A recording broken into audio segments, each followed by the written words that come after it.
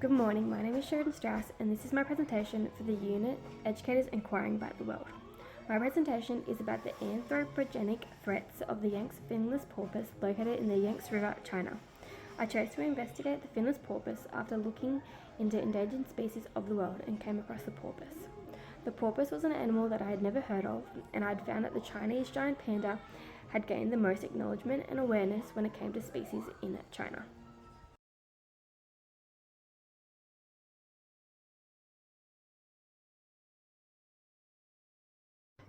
The Yangtze finless porpoise is the world's only freshwater porpoise and is the only mammal to inhabit the Yangtze River. It is endemic to China, inhabiting the Yangtze River and the two adjoining lakes Dongting and Poyang. It is estimated from the most recent expedition of the river in 2017 that there is approximately 1,012 porpoises left in the wild. The finless porpoise is an apex predator. It has no predators. Due to this, the porpoise population is an indicator of the sustainability of the ecosystem. This accredits the decline in population is due to the overall sustainability of the marine ecosystem. The porpoise is known as a migratory predator but cannot move to follow its prey.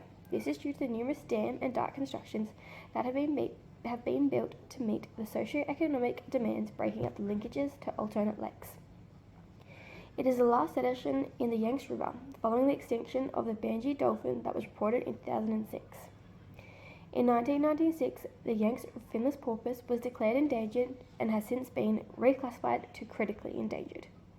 The anthropogenic threats are creating an uninhabitable environment and have been since the 1980s.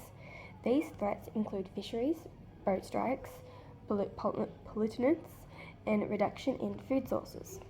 These threats have grown due to the rapid economic and industrial growth along the river. There are thousands of dams that have been created to support this growth. This has damaged the marine ecosystem. The porpoises can no longer follow their prey, and the lakes are being overfished, decreasing the food resources.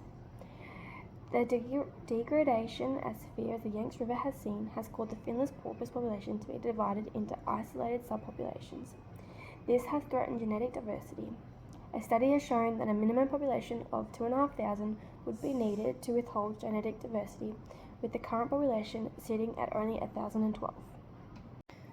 The Yangtze River has seen a decline in water volume by 14.8% in 6 years.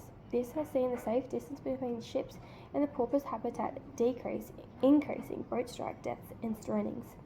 If the marine ecosystem does not begin to see an improvement and conservations are not actively implemented following more recent data being sought after, the extinction of the Yangtze finless porpoise will be inevitable. Under Chinese 1989 Wildlife Protection Act, the Yangtze finless porpoise has been awarded national level protection.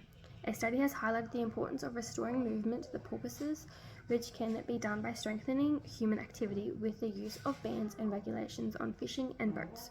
This has been implemented in the establishment of in situ and ex situ reserves. These reserves have seen a positive impact on the finless porpoise population. The WWF has also reconnected more than 40 floodplain lakes on the Yangtze River, allowing the migration of species. Identifying seasonal habitats and migration patterns is integral for conserving migratory species. Poyang Lake holds almost half of the porpoise population, but studies are still lacking to show movement and habitat preferences.